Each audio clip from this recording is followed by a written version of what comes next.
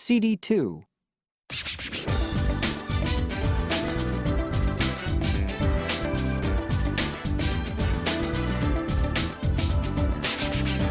Reading and Vocabulary Series 3, Cause and Effect, 4th edition, by Patricia Ackert and Linda Lee.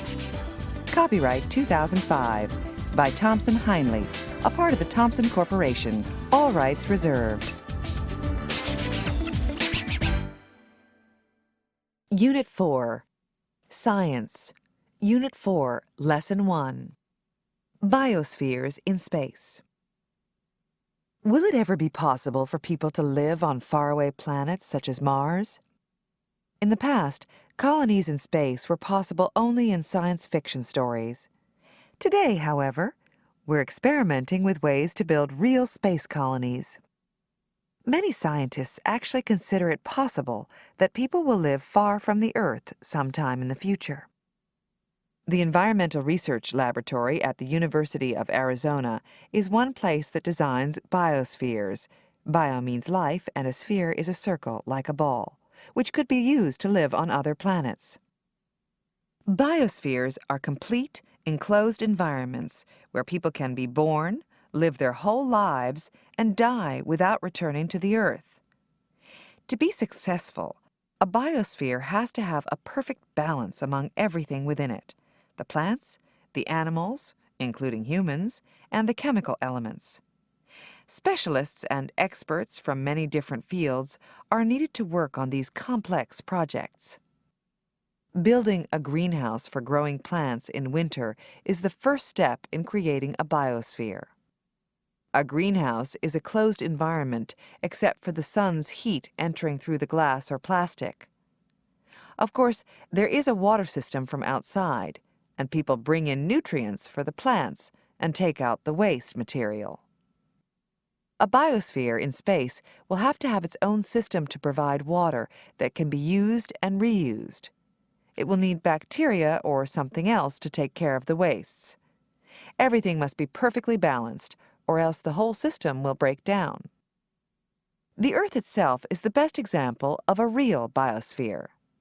Nothing important enters except sunlight, and nothing leaves as waste except some heat. Everything in the Earth's environment needs to be in balance. If we destroy that balance, the system will break down. There are several reasons for building biospheres. One reason is to help out when there is an energy shortage. Dr. Gerard K. O'Neill, a famous physicist from Princeton University, has said that in the future we will have satellites in space to produce solar energy and send it to the Earth. It'll be too expensive to continually send people and materials to the satellites, so biospheres will be necessary. He thinks that 10,000 people could live in a space colony sometime in the future. There's another interesting reason to build biospheres. We can use them to do all kinds of research about our own environment and how it works.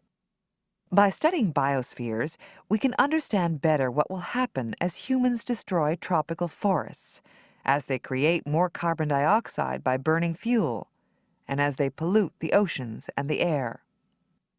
So far, only a few experimental biospheres have been built on Earth. One is in Oracle, Arizona, near the University of Arizona. In 1991, 4 men and 4 women tried to live inside the biosphere without getting anything from outside. During the experiment, things got out of balance. Oxygen and carbon dioxide levels fell, and the crew had to get help and supplies from outside. In space, people living in a biosphere would not be able to do this. Learning how a biosphere works is one of the most important things we can do. The information we get from biospheres may keep us from destroying our own environment. This information will also help us to travel where once only science fiction could go.